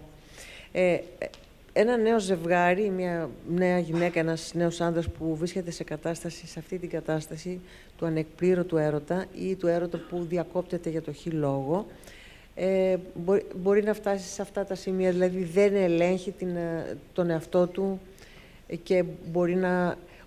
Το ερώτημα είναι, είχα την εντύπωση και θέλω να μου το πείτε εσείς που ξέρετε περισσότερα, ότι όσο μεγαλώνει ο άνθρωπος, και μιλάω σε μια μεσαία ηλικία, που μπαίνει λίγο και η λογική, νομίζω ότι γίνεται λιγάκι πιο ελεγχόμενο και το χάνει όπως οδεύει προς το γύρας. Το ξαναχάνει αυτό. Δηλαδή, ξαναγίνεται παιδί, αισθάνομαι κάποιος άνθρωπος, γι' αυτό το γεροντοέρωτα που έλεγα πριν. Το ξαναχάνει τότε, γιατί νομίζει ότι όλα τελειώνουν γρήγορα και τρελαίνεται. Είναι αλήθεια ότι σε μια όριμη ηλικία των 40, των 45, ότι η εισβολή της λογικής βοηθάει στο να ελέγχει ο άνθρωπος καλύτερα τα συναισθήματά του όταν απογοητευτεί ερωτικά, όταν δεν έχει ανταπόκριση, όταν κάτι διακοπεί. Όποιον και να ρωτήσω από τους δύο, νομίζω θα πάρω μια άλλη απάντηση. Και ο κύριος Χανιώτης, επίσης. Θέλει να πει ο Άγγελος κάτι. Εγώ πάντως... Πολύ ευχαρίστως να πω κάτι, αφού με προκάλεσε ο Νίκος. Νομίζω ότι η απάντηση σε αυτό το ερώτημα σχετίζεται σε πάρα πολύ μεγάλο βαθμό και από τις κοινωνικές και πολιτιστικές συνθήκες οι οποίες επικρατούν. Διότι ακριβώς ένας από τους στόχους των αρχαίων ελληνικών κοινωνιών, αλλά και άλλων κοινωνιών, είναι ακριβώς να τεθεί υπό έλεγχο το συναίσθημα. Ακόμα και το συναίσθημα του έρωτα. Η αρχαία ελληνική κοινωνία έχει διάφορες ιδιαιτερότητες. Ο γάμος, συνήθως στην κλασική εποχή, είναι ανάμεσα σε άτομα τα οποία δεν έχουν ερωτευτεί το ένα το άλλο. Είναι ένας γάμος ο οποίος είναι προκαθορισμένος. Υπάρχουν άλλοι κοινωνικοί θεσμοί, όπως παραδείγματος χάρη της πορείας, αλλά με διαφορετικό χαρακτήρα από ό,τι έχει σημερινή, των εταίρων, οι οποίες είναι μορφωμένες, καλλιεργημένες, εκείνες θα είναι το αντικείμενο του έρωτα ενός νεαρού ή ακόμα και ηλικιωμένου ανθρώπου, ο οποίος μπορεί παρόλα αυτά να είναι απόλυτα ικανοποιημένος με τον έγγαμο βίο. Αυτό είναι ένα μόνο παράδειγμα από τους τρόπους με τους οποίους μια κοινωνία προσπαθεί να επέμβει στο θέμα του έρωτα. Ένα άλλο παράδειγμα, πολύ πιο χαρακτηριστικό, είναι ο λίγο πολύ οργανωμένος, καθορισμένος από κοινωνικές και νομικές συμβάσεις έρωτας ανάμεσα σε έναν ώριμο άντρα και έναν έφηβο. Αυτό το οποίο οι αρχαίοι Έλληνες αποκαλούν κριτικό έρωτα, παραδείγματος χάρη, επειδή σχετίζεται με ορισμένες κοινωνίες της Παρχιατικής, την Κρητική, σε ορισμένες περιπτώσεις στην Αθηναϊκή. Είναι ένας έρωτας ο οποίος είναι απόλυτα προκαθορισμένος από κοινωνικές συμβάσεις. Ο ώριμος άντρας, παραδείγματος χάρη στην Κρήτη, θα απαγάγει ένα νεαρό άτομο, του οποίου η κοινωνική θέση προκαθορίζεται ακριβώς από τις κοινωνικές συμβάσεις. Της έρχεται ένας άλλος παράγοντας, τον οποίο θα πρέπει να λάβουμε υπόψη και δεν αναφέρθηκα προηγουμένως, και αυτός είναι ο παράγοντας της φιλίας, της συνομιλίας. Με ποιον μιλάω εγώ για τον έρωτά μου? Είναι κάτι το οποίο το κρατάω για τον εαυτό μου, είναι κάτι για το οποίο μιλάω με τους φίλους, συνομήλικους, για να δεχτώ συμβουλές. Στην Κρήτη αναφέρει ο ώριμος άντρας ποιο θα είναι το αντικείμενο του έρωτά του στους εταίρους, οι οποίοι, αν συμφωνούν, θα του επιτρέψουν να προβεί στην απαγωγή του νεαρού. Αν διαφωνούν, θα τον εμποδίσουν. Και υπάρχουν και άλλες διατάξεις, δεν θέλω να μακρηγορήσω περισσότερο. Αυτά τα δύο παραδείγματα, νομίζω, δείχνουν πάρα πολύ ανάγλυφα το κοινωνικό και πολιτισμικό προφίλ μιας κοινωνίας μπορεί να επηρεάσουν τον τρόπο, όχι που θα ερωτευτούμε ή που θα νιώσουμε τον έρωτα στο σώμα μας, αλλά τον τρόπο με τον οποίο θα τον εκδηλώσουμε, αν τον εκδηλώσουμε, θα τον φανερώσουμε, αν τον φανερώσουμε, θα μιλήσουμε σε άλλους και θα υπάρχουν και άλλοι παράγοντες οι οποίοι θα παίξουν κάποιο ρόλο στον τρόπο με τον οποίο θα βιώσουμε τον έρωτα. Να προσθέσω ένα υποερώτημα στο ερώτημα που έχει θέσει η κυρία Παπαϊκονόμου. Κατά πόσο, μάλλον ας μην δώσω θετική ή αρνητική χρειά, πώς επηρεάζει η νόηση, η σκέψη? Αυτό ακριβώς είπε. Αυτό ακριβώς είπε. Κυρία Παπαϊκονόμου, θα σας απαντήσω ειλικρινά ότι για τον κάθε άνθρωπο υπάρχει ένα διαφορετικό συμπέρασμα. Άρα, υπ' αυτήν την έννοια, μόνο ότι ξέρω πολλά παραδείγματα, θα σας απαντήσω για τον εαυτό μου. Ναι. Το συναίσθημα στα εφηβικά μου χρόνια ήταν τέτοιο και τόσο που η απογοήτευση μπορούσε να με οδηγήσει σε μία κατάσταση θλίψης για πάρα πολύ καιρό. Μεγαλώνοντας, κατάλαβα ότι αυτό μπορεί να γίνει, να μετατραπεί και σιγά σιγά, αν ας πούμε την πρώτη φορά ήταν μια εβδομάδα η μεγάλη ένταση της θλίψης, στα 25 μου ήταν 2 μέρες. Μετά ήταν λιγότερο. Και θα σας πω τι εννοώ. Δεν εννοώ ότι το συναίσθημά μου έπαψε στα 45 μου να είναι μικρότερο. Ναι. Όχι. Ίσα ίσα ήταν πολύ πιο ουσιαστικό, γιατί ανέλυα πια ακόμη και γιατί ερωτεύομαι, δηλαδή βαθμολογούσα, να το πω αν θέλετε, στη λογική μου, στη νοητική μου διεργασία, γιατί υπάρχει ένα αντικείμενο πόθου και είναι αυτό και δεν είναι κάποιο άλλο. Αλλά θα σας πω κάτι. Αυτό κάποια στιγμή τρόμαξα και το ξεπέρασα με την έννοια της ισορροπίας. Δηλαδή, αυτό που έκανα με την νόηση στο ερωτικό πάθος ή αντικείμενο ήταν μικρή θάνατη. Μικρή θάνατη του συναισθήματος και ζωή στη λογική. Ναι. Και αυτό ήταν λάθος. Επομένως, λοιπόν, εξισορρόπησα ανάμεσα στα δύο. Προσέξτε, το είπε λίγο η Άννα. Κίνθια. Μ' αρέσει πιο πολύ το Κίνθια. Προηγουμένως, μετατρέποντας το αντικείμενο του πόθου και του έρωτα, το οποίο ήξερα ότι έτσι και αλλιώς δεν θα έχει την ίδια ένταση μετά από κάποιο χρονικό διάστημα, σε φιλία, σε εκτίμηση και σε αγάπη. Διότι ψάχνοντας σε όλες τις λέξεις, μάλλον σε όλες τις γλώσσες που μπορούσα να ψάξω, καμία γλώσσα δεν αποτυπώνει το ρήμα αγαπώ με τον τρόπο που το αποτυπώνει η ελληνική λέξη.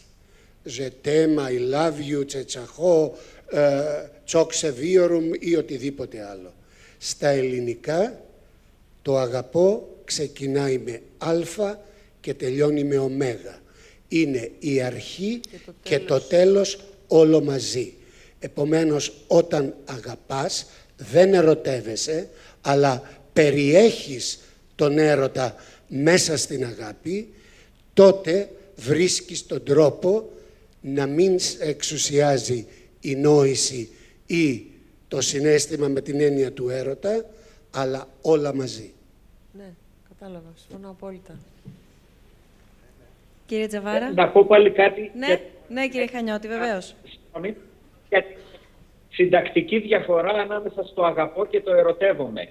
Το αγαπώ είναι ενεργητικό. Εγώ αγαπώ, εγώ προσφέρω κάτι. Το ερωτεύομαι είναι μέσο ή παθητικό. Εγώ είμαι το αντικείμενο κάποιας ενέργειας η οποία είναι εξωτερική. Γι' αυτό νομίζω έχει σημασία για τον τρόπο που αντιλαμβάνομαστε. Πολύ σωστά, Άγγελε, ευχαριστώ. Κύριε Τζαβάρα. Βέβαια υπάρχει ο εραστής και ο αγαπόμενος στην αρχαία ελληνική πραγματικότητα. Ήθελα να πω κάτι. Βεβαίως και συμφωνώ απολύτως με το γεγονός ότι ένας άνθρωπος ομαλά εξελισσόμενος θα μπορέσει να οδηγήσει τον εαυτό του σε μία σύνθεση της επιθετικότητας και της αγάπης του έρωτα. Αυτό νομίζω πως είναι αποφασιστική σημασίας και δεν πρέπει κανένας να παραγνωρίζει το γεγονός ότι πάντοτε τα ερωτικά ρεύματα συνοδεύονται έστω και ασυνειδήτως από μία επιθετικότητα. Στην ψυχανάλυση χρησιμοποιούμε τον όρο της παλινδρόμησης, που σημαίνει ότι και ένα άτομο προχωρημένης ηλικίας μπορεί να παλινοδρομήσει στην εφηβεία του λόγου χάρη, ακόμη και στην παιδική του ηλικία, και να παρουσιάσει ανάλογα προς τις επιβαρυντικές συνθήκες του βίου του σημεία συμπεριφορά στα οποία νόμιζε ότι είχε υπερβεί απολύτως. Αν μου επιτρέπετε μία παρατήρηση που έχει σχέση με την αρχαία ελληνική γραμματολογία και που δείχνει την διάρκεια του πάθους σε κάποιον. Ο Ιδίππους επικολονώ, μολονότι είναι τυφλός, έχει χάσει και την επαφή του με πολλά αντικείμενα του κόσμου και είναι σε πολύ προχωρημένη ηλικία, φέρνει μέσα του μια τρομακτική καταστροφική οργή και δονείται από συναισθήματα. Εκεί που θα περίμενε κανένας να τον έχει αγγίξει η ηρεμία, η αρμονικότητα του γύρατος.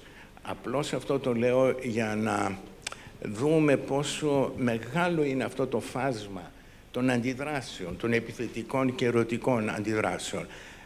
Δεν χρειάζεται να αναφερθώ στο Σέξπιρ που όλοι μας ξέρουμε πόσο περιγράφει και τα πάθη της προχωρημένης ηλικίας. Εν τούτης, φυσικά, η φυσιολογικότερη εξέλιξη είναι αυτή που περιγράψατε και η κυρία Παπαϊκονόμου και ο Νίκος προηγουμένως. Θέλετε κάποιος από εσάς να απευθύνει ερωτήσεις ή να ακούσουμε και τις δικές σας τοποθετήσεις?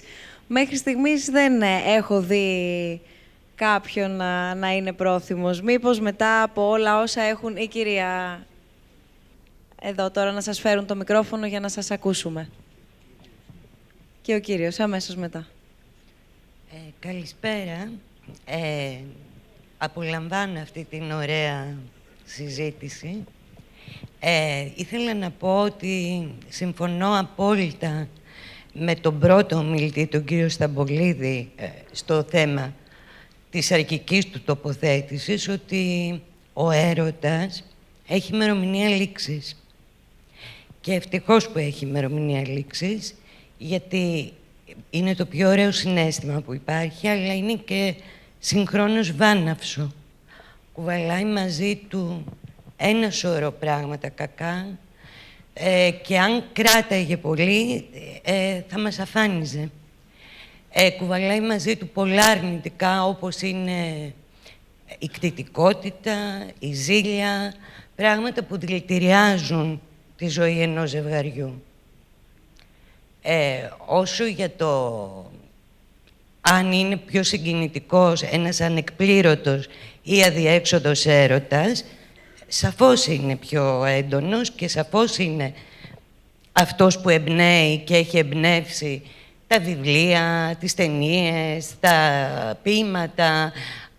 Δεν νομίζω ότι ποτέ κανείς μας έχει συγκινηθεί από ένα ζευγάρι που ερωτεύτηκε και μετά παντρεύτηκε και έκανε παιδάκια και έβλεπε το βράδυ τηλεόραση στο σπίτι φορώντας τις παντόφλες. Όλοι συγκινηθήκαμε από αδιέξοδους έρωτες, από έρωτες που κατέληξαν σε αυτοκτονίες, σε θανάτους ή που δεν ευωδόθηκαν τελικά. Γι' αυτό και γενικά οι ανορθόδοξοι έρωτες είναι οι έντονοι, αυτοί που μας συγκίνησαν πιο πολύ. Για μένα, για παράδειγμα, η πεμπτουσία του έρωτα, ο ύμνος στον έρωτα, είναι το μονόγραμμα του Ελίτη, που δεν περιγράφει τίποτα άλλο παρά τον αδιέξοδο έρωτα ενός όριμου άντρα για ένα νεαρό κορίτσι. Ευχαριστώ πολύ. Εμείς ευχαριστούμε πολύ. Να πω κάτι. Βεβαίως, όσο έρχεται να το πω μικρόφωνο. κάτι. Έχει απόλυτο δίκιο η κυρία που μίλησε μόλις. Άλλωστε υπάρχουν έρωτες τέτοιου βεληνικούς και πάθους που άλλαξαν το ρου της ιστορίας.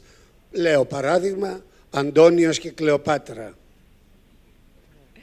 Σας ακούμε. Καλησπέρα σας. Επιτρέψτε μου να αυτοσχεδιάσω. Ήρθα με μεγάλη χαρά σε αυτή τη συζήτηση και εκφράζω όλη την αισθητική μου ενσυναίσθηση από το πάνελ, από το περιβάλλον που ξεκίνησε μια ερωτική δύση, θα έλεγα, με την Ακρόπολη από τον άλλον, και να εκφράσω τη χαρά μου και την τιμή προς το Ίδρυμα για όσα προσφέρει. Πολύ βαθιά η συζήτηση και μεγάλη. Μην παρεξηγήσει ότι τη φοράω κόκκινα απόψε, αλλά φοράω και ένα λεξίσφαιρο συγχρόνως για το ταγκό μετά.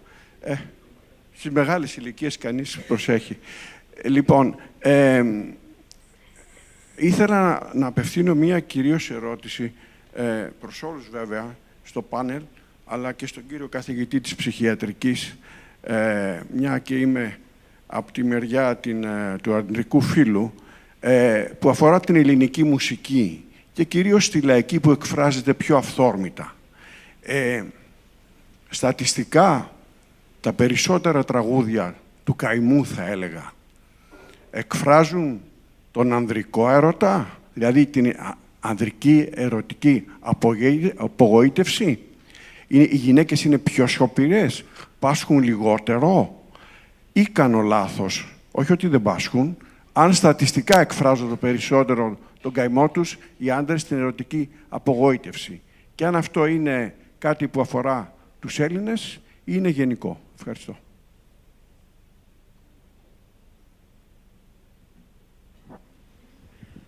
Δεν μπορώ να σας απαντήσω εύκολα. Ούτε έχω ασχοληθεί με αυτό το ερώτημα.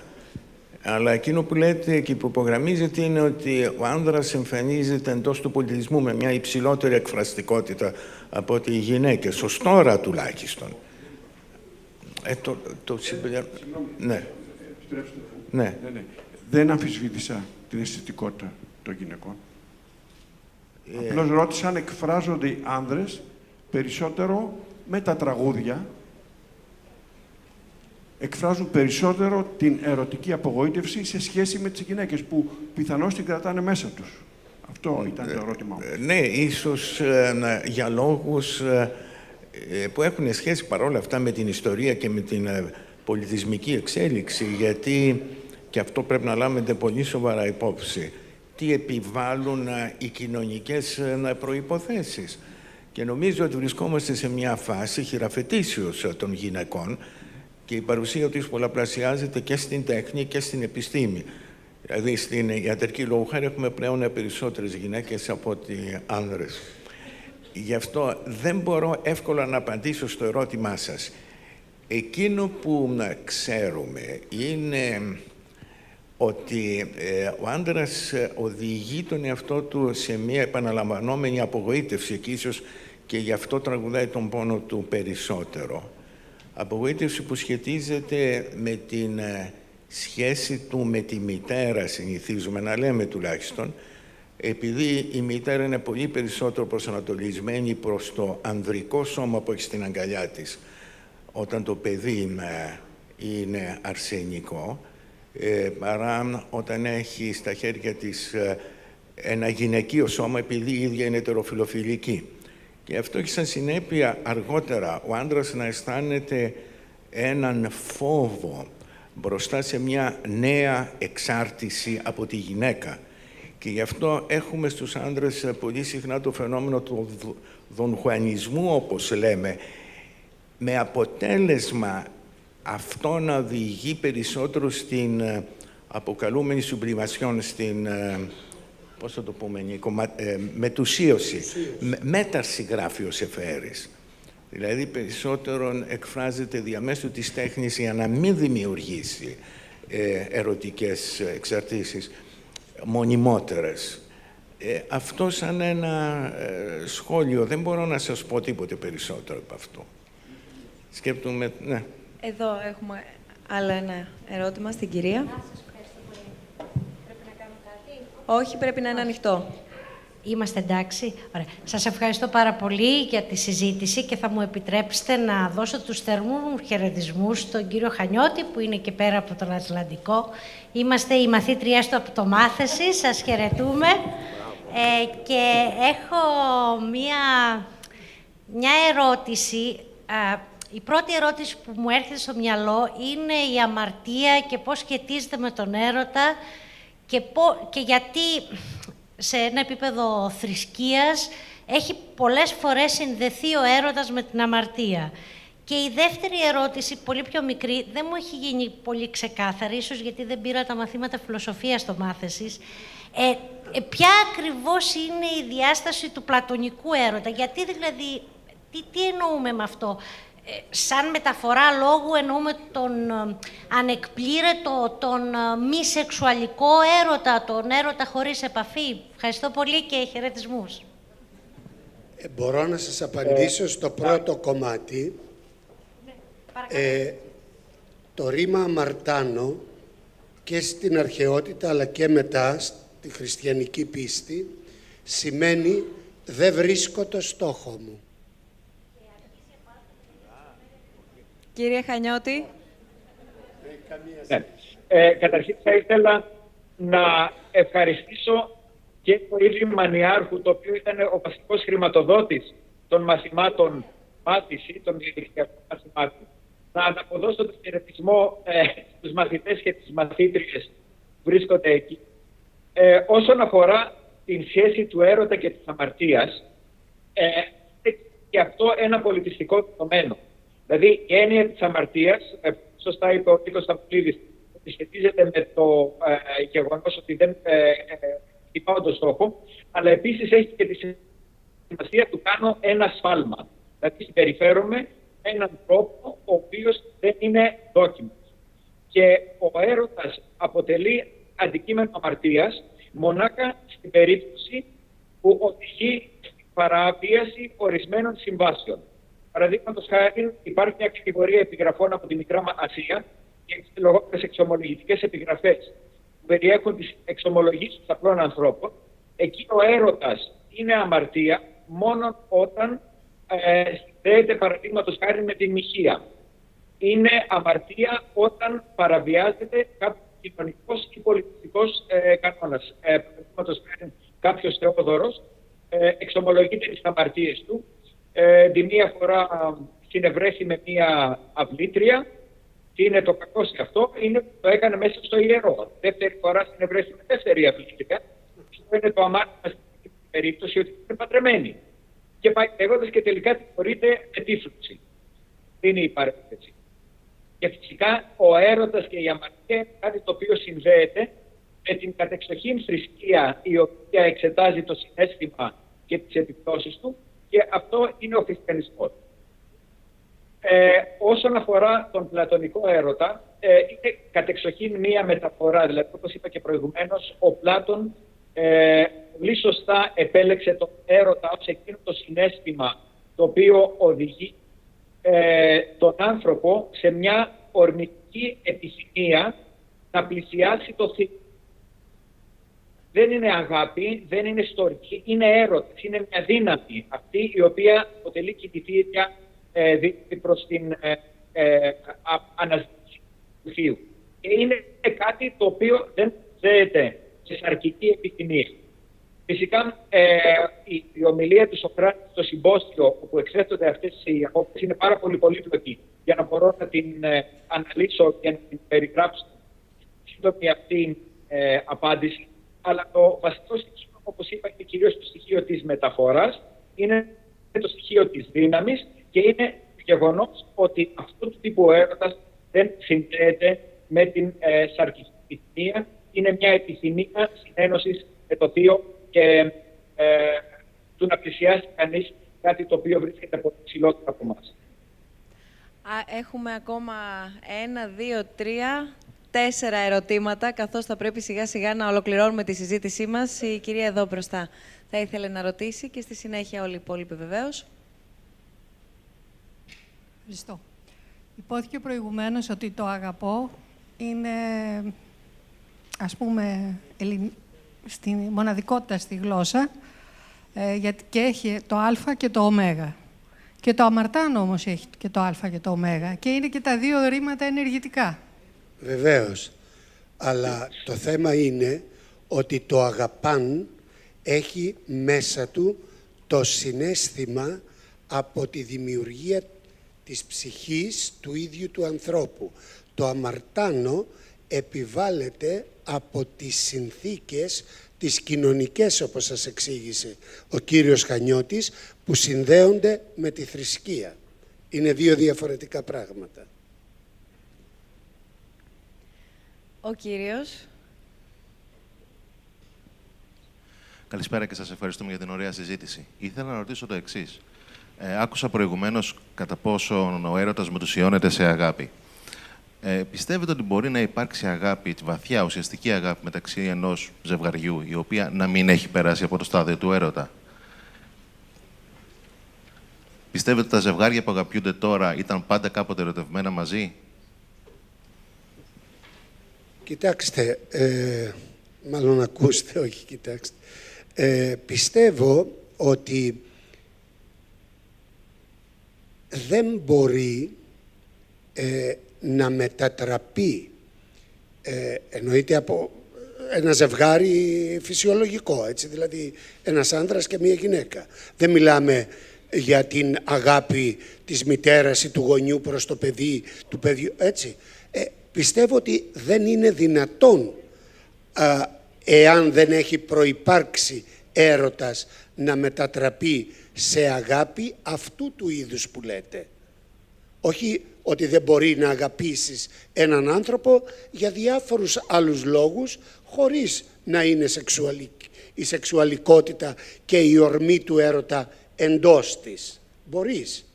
Αλλά όταν μιλάμε για την μετατροπή του έρωτα ή τη διάρκεια στο χρόνο ανάμεσα σε ένα ζευγάρι, τότε ο έρωτας έχει υπάρξει ή συνεχίζει με διάφορες μορφές να υπάρχει μεταβαλλόμενος.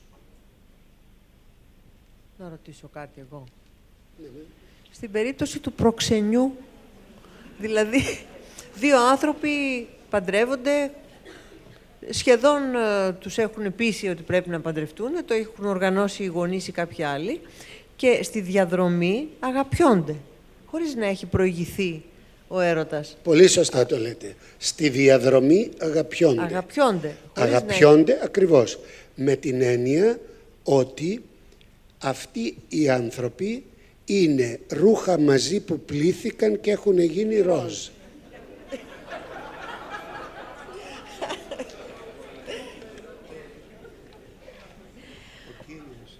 Ναι, ένα ερώτημα. Ναι, κύριε Χανιώτη, σας ακούμε.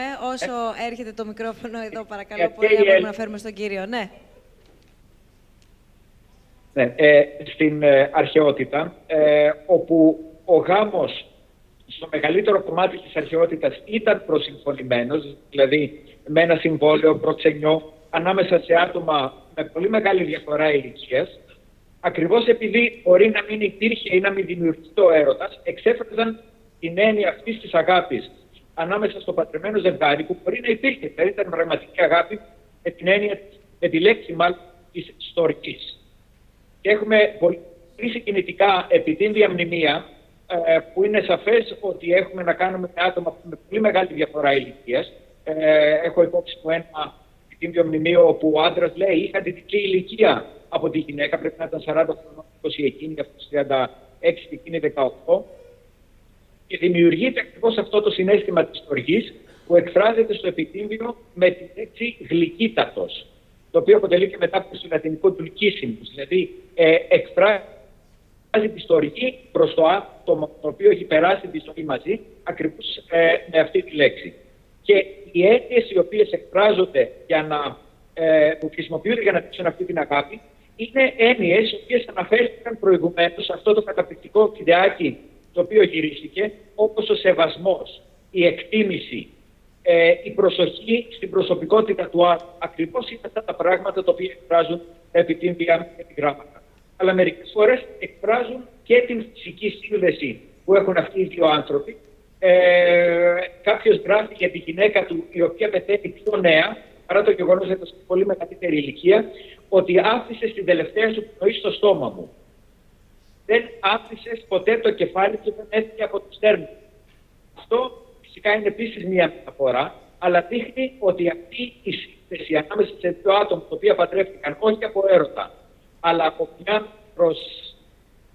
από ένα προξενιό, από μία σύμβαση, αναπτύχθηκε μια σχέση ανάμεσά τους που εκφράζεται ακριβώς και με τέτοιες λέξεις και τέτοιες μεταφορές που δείχνουν και τη σωματική σύνθεση.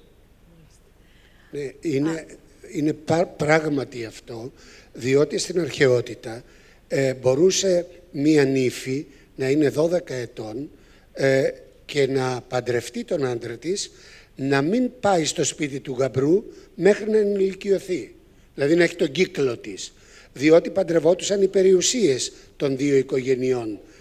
Καταλαβαίνετε λοιπόν ότι αυτό δεν αποκλείει βέβαια στη συνέχεια να ερωτευτούν αυτοί οι δύο άνθρωποι. Αλλά εσείς μιλήσατε για αυτούς που δεν ερωτεύονται και γι' αυτό η απάντηση που σας έδωσε και ο Άγγελος και εγώ. Ακόμα ένα ερώτημα, γιατί θα πρέπει σιγά σιγά να ολοκληρώσουμε τη συζήτησή μας. Καλησπέρα σας. Θα ήθελα να ρωτήσω, εάν, όπως είπατε, αν και αναφέρατε, κύριε καθηγητά Χανιώτη, ότι αυτό αφορούσε την αρχαιότητα μόνο, ο έρωτας είναι αυτό που αισθάνονται δύο άτομα και έχει ερωτική σημασία μόνο μεταξύ τους, τότε ο έρωτας προς τις τέχνες ή προς επιστήμες ή προς οτιδήποτε αισθάνεται κάποιος που είναι μια ασχολία στη ζωή του, τι είναι. Επίσης θα ήθελα να ρωτήσω τον καθηγητή Σταμπολίδη αν ο έρωτας είναι το διάστημα που το βέλος κάνει μέχρι να βρει το αντικείμενο του, το ερωτικό του αντικείμενο, τότε ο έρωτας όταν εκπληρώνεται δεν μπορεί να γιγαντωθεί ή να μειωθεί ανάλογα με αυτό που θα βρούμε στο αντικείμενο. Και πόσο ο ίδιος βεβαίως παραμένει ερωτευμένος με την αρχαιότητα τόσα πολλά χρόνια και μάλιστα ο έρωτας του μάλλον γιγαντώνεται. Επ' ευκαιρία, μάλιστα, επειδή αναφέρθηκε το μάθησης, το οποίο είναι καταπληκτικό, θα ήθελα να παροτρύνω τον καθηγητή Σταμπολίδη να πάρει μέρος σε αυτό. Ευχαριστώ. Ευχαριστώ πολύ. Άγγελε, σου δίνω λίγο χρόνο για το πρώτο ερώτημα, εκτός αν είσαι έτοιμος να απαντήσεις. Είμαι έτοιμος να απαντήσω. Ωραία. Λοιπόν, είναι πάρα πολύ ωραία η παρατήρηση αυτή και η ερώτηση. Και νομίζω ότι ο έρωτας μπορεί να υπάρξει και για τις τέχνες και για τη μουσική και για κάποια σχολεία, αλλά όπως είπα προηγουμένως, μόνο όταν υπάρχει αμοιβαιότητα. Έρωτας χωρίς την προσδοκία αμοιβαιότητας δεν υπάρχει. Και θα με ρωτήσετε ποια είναι η αμοιβαιότητα σε έναν έρωτα προς τη δημιουργία. Ο έρωτάς μου προς τη γλυπτική ή ο έρωτάς μου προς το πιάνο ή τη μουσική ή την όπερα. Η αμοιβαιότητα συνίσταται σε εκείνο το οποίο εισπράττεις από το αντικείμενο στο οποίο αφιερώνεις τον χρόνο σου. Δεν είναι η ίδια ανταπόκριση την οποία βρίσκουμε στον σωματικό έρωτα ή τον σωματικό έρωτα προς το άλλο φύλο ή προς κάποιο άλλο πρόσωπο, αλλά είναι η χαρά την οποία παίρνει κανένας με αυτή την ενασχόληση.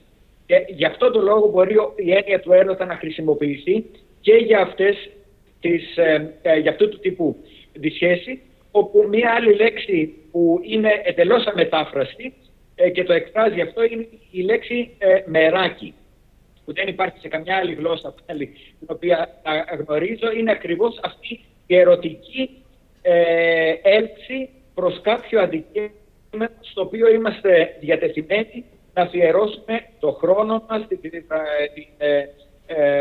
δημιουργικότητά μας, τη σκέψη μας και να εργαστούμε, δηλαδή προσφέρουμε ακόμα και το σώμα μας. Και αυτό που εισπράττουμε είναι ακριβώς η αγαλίαση και η χαρά. Απάντησε ο Άγγελος σε πολλά και από αυτά που με ρωτήσατε. Εγώ θα πω ότι συνέδεσα αυτόν τον στόχο με τη μικρή διάρκεια και όπως το λένε οι νευροψυχολόγοι, από 2 δευτερόλεπτα μέχρι 2 ή 3 χρόνια. Υπάρχει δηλαδή ένα χρονικό πλαίσιο μέσα στο οποίο αναπτύσσεται, μετά μετατρέπεται, όπως είπαμε, σε φιλότητα, σε αγάπη κτλ. Όσο για το μάθησης, θα ήθελα πάρα πολύ, αλλά ο χρόνος δεν μου επιτρέπει με όλα αυτά που ασχολούμαι. Θα προσπαθήσω όμως να ακολουθήσω τη συμβουλή σας, να συμμετάσχω και εγώ σε αυτό το πλαίσιο. Σας ευχαριστώ. Θέλω να σας ευχαριστήσουμε όλους όσοι σήμερα είστε εδώ μαζί μας και όλους όσοι μας παρακολουθείτε μέσω του live streaming από το snf.org. Ήταν η 4η συνάντησή μας μέσω αυτού του πολύ ωραίου δρόμου της εκδήλωσης και της συζήτησης των διαλόγων αυτής της πρωτοβουλίας του Ιδρύματος Σταύρος Νιάρχος. Θέλω θερμά να ευχαριστήσω όλους τους ομιλητές. Κυρία Παπαϊκονόμου, ευχαριστούμε θερμά. Ευχαριστούμε κύριε Σταμπολίδη, κύριε Τζαβάρα. Βεβαίως κύριε Χανιώτη, που είχαμε τη δυνατότητα μέσω της τεχνολογίας να είμαστε μαζί καθ' όλη τη διάρκεια αυτής της συζήτησης. Πρέπει να πω ότι αμέσως μετά την ολοκλήρωση, σε πολύ λίγο δηλαδή, της σημερινής μας συζήτησης, όλα όσα υπόθηκαν, όλα όσα συζητήσαμε σήμερα θα βρίσκονται στο site, στην ιστοσελίδα του Ιδρύματος Σταύρος Νιάρχος, snf.org, σε πολύ λίγες ημέρες και υποτιτλισμένα και στα αγγλικά όλα όσα σήμερα υπόθηκαν. Φυσικά και ανανεώνουμε το ραντεβού μας τον Μάρτιο στους επόμενους διαλόγους ανοιξιάτικους. Πια η ημερομηνία θα είναι 21η Μαρτίου και σε πολύ λίγες ημέρες από το site επίσης του Ιδρύματος, snf.org, θα μάθετε και περισσότερες πληροφορίες και λεπτομέρειες. Σας ευχαριστούμε πολύ.